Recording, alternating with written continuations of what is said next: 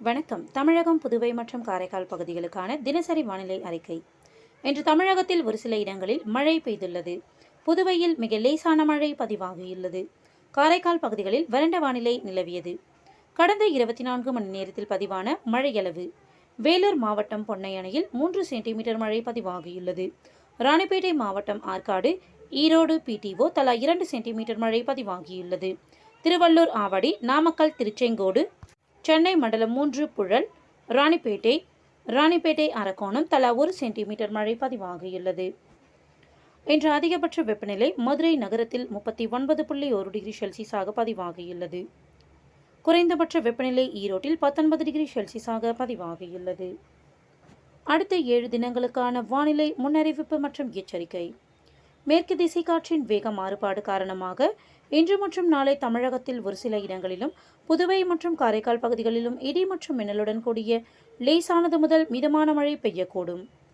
ஜூலை 7 முதல் 11ஆம் தேதி வரை தமிழகத்தில் ஒரு சில இடங்களிலும், புதுவை மற்றும் காரைக்கால் பகுதிகளிலும் லேசானது முதல் மிதமான மழை பெய்யக்கூடும்.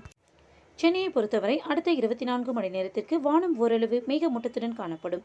நகரின் ஒரு சில பகுதிகளில் மாலை அல்லது இரவு வேளையில் இடி மற்றும் மின்னலுடன் கூடிய லேசானது முதல் மிதமான மழை பெய்ய வாய்ப்புள்ளது. அதிகபட்ச வெப்பநிலை 36 - 37 டிகிரி செல்சியஸை ஒட்டியும், குறைந்தபட்ச வெப்பநிலை 27 - 28 டிகிரி செல்சியஸை ஒட்டியும் இருக்கக்கூடும். மீனவர்களுக்கான எச்சரிக்கை. தமிழக கடலோர பகுதிகள்: இன்று முதல் 9ஆம் தேதி வரை மன்னார் வளைகுடா மற்றும் அதனை ஒட்டிய தென் தமிழக கடலோர பகுதிகளில் சூறாவளி காற்று மணிக்கு 35 முதல் 45 கிலோமீட்டர் வேகத்திலும், இடையிடையே 55 கிலோமீட்டர் வேகத்திலும் வீசக்கூடும். வங்கக்கடல் பகுதிகள்: இன்று மத்திய மேற்கு வங்கக்கடல் பகுதிகளில் சூறாவளி காற்று மணிக்கு 45 முதல் 55 கிலோமீட்டர் வேகத்திலும், இடையிடையே 65 கிலோமீட்டர் வேகத்திலும் வீசக்கூடும். தென்மேற்கு மற்றும் அதனை ஒட்டிய தென்கிழக்கு வங்கக்கடல் பகுதிகள், மத்திய மற்றும் வடக்கு வங்கக்கடல் பகுதிகள் மற்றும் வடக்கு ஆந்திர கடலோர பகுதிகளில் சூறாவளி காற்று மணிக்கு 35 முதல் 45 கிலோமீட்டர் வேகத்திலும், இடையிடையே 55 கிலோமீட்டர் வேகத்திலும் வீசக்கூடும். நாளை மத்திய மேற்கு வங்கக்கடல் பகுதிகளில் சூறாவளி காற்று மணிக்கு 45 முதல் 55 கிலோமீட்டர் வேகத்திலும், இடையிடையே 65 கிலோமீட்டர் வேகத்திலும் வீசக்கூடும்.